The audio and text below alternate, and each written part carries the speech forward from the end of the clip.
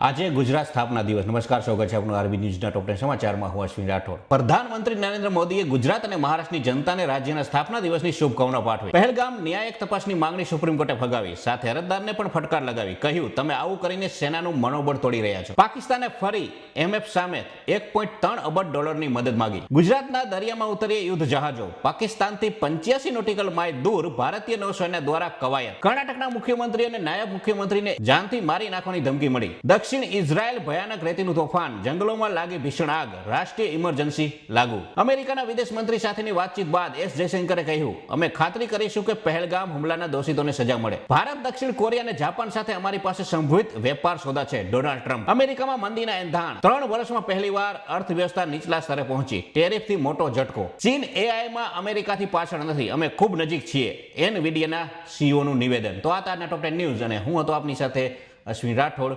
Jay Hind, Jay Bharat.